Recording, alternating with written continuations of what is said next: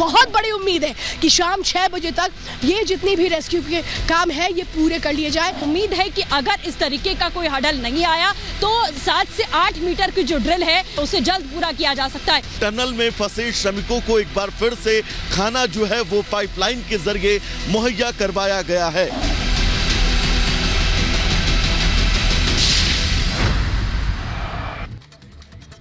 बिल्कुल, तो इस वक्त की बड़ी खबर आपको लगातार उत्तरकाशी से बता दें कि जो पाइप था, जो पिचका हुआ बताया गया था, उसे काट लिया गया है। गैस कटर की मदद से जो है उस पाइप को काट लिया गया है और आप ये समझ लीजिए कि लमसम का आधा 2 मीटर, आप ये समझिए कि 1 से 2 मीटर के बीच का ये जो हिस्सा था उसे काट लिया गया है और दोबारा से हम 46 मीटर पर पहुंच चुके हैं। यानी कि एक बड़ी सफलता आप मानिए कि जो पाइप मुड़ा हुआ था, पिचका हुआ था बताया गया, उसे अब काट दिया गया है और वेल्डिंग करने के बाद में आगे का प्रोसेस शुरू किया जाएगा।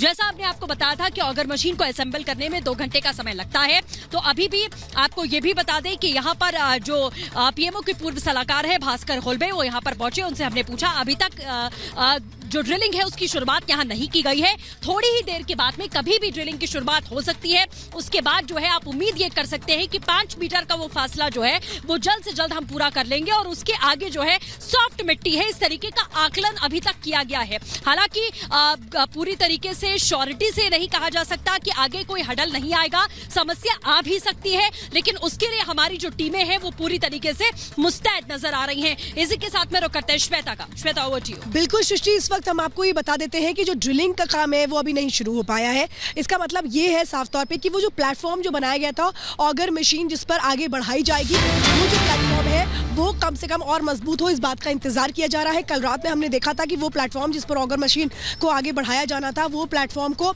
उसमें कहीं थोड़ी सी दरार महसूस की गई थी और इसीलिए जरूरी था कि उसको स्ट्रेंथन किया जाए, मतलब मजबूत किया जाए, क्योंकि घंटों ऑगर मशीन को उसी पर खड़ा होना था। उस काम को पूरा कर लिया गया है, जो एक तरह से कल रात से कोशिशें जारी थी, लेकिन अब माना जा रहा है थोड़ी देर में ड्रिलिंग का काम भी शुरू कर लिया जाएगा। जरा 360 एंगल फिर से दिखा देते हैं हम आपको। एक तरफ देखिए एनडीआरएफ की जो टीमें हैं वो कैसे वहां पर, सीपीजी दिखाइए, एनडीआरएफ की टीमें भी दिखाइए। एनडीआरएफ की जो टीमें हैं वो वहां पर लगी हुई है। उस वीडियो के जरिए भी हमने आज बताया था आपको कि कैसे बाहर मजदूरों को लाया जाएगा। एक बड़ी भूमिका ये टीम करेगी और इस वक्त आपको बता दें अलग अलग जो टीमें हैं वो यहाँ पर पहुंच चुकी हैं। जो अलग अलग टीमें हैं वो ये चेक कर रही हैं कि क्या टनल में किसी तरह का कोई बदलाव आ सकता है, यानी कि जो अभी कोशिशें टनल के अंदर की जा रही हैं, यानी जो टनल है उसमें जो ड्रिलिंग की गई है, उसमें जिस तरीके का रिपेयर वर्क किया गया है, क्या उसके नेचर में बदलाव भी हो सकता है? क्या 8 घंटे के अंदर, 2 घंटे के अंदर, 3 घंटे के अंदर उसमें भी कोई बदलाव हो सकता है? इस बात को भी देखा जा रहा है, क्योंकि ये देखना बहुत ज़रूरी है।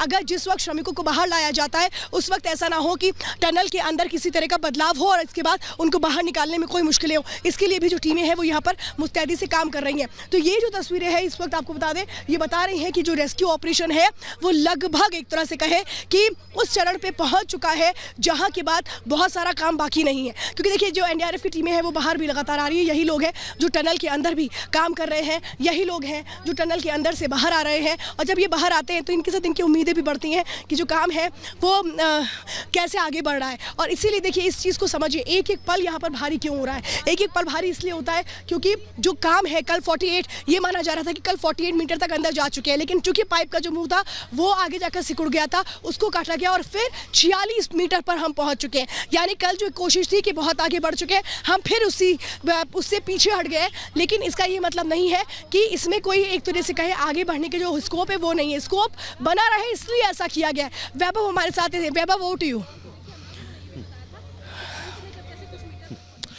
श्वेता, बिल्कुल स्कोप बना रहे इसीलिए इस बात का जिक्र जो है वो किया गया है।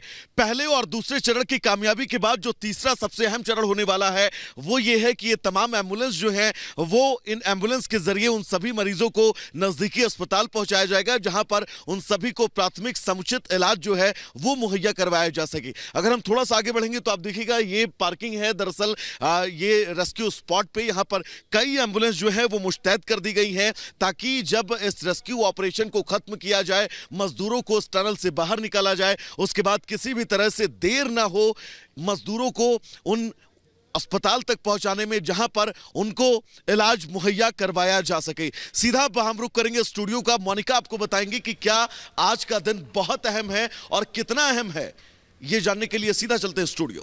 बिल्कुल वैभव, आज का दिन बहुत ज्यादा अहम है। इतना अहम है कि एक एक घड़ी बस मानो जैसे कांटे नहीं कट रही है, क्योंकि इंतजार है कि कब वो 41 श्रमिक टनल से बाहर आएंगे।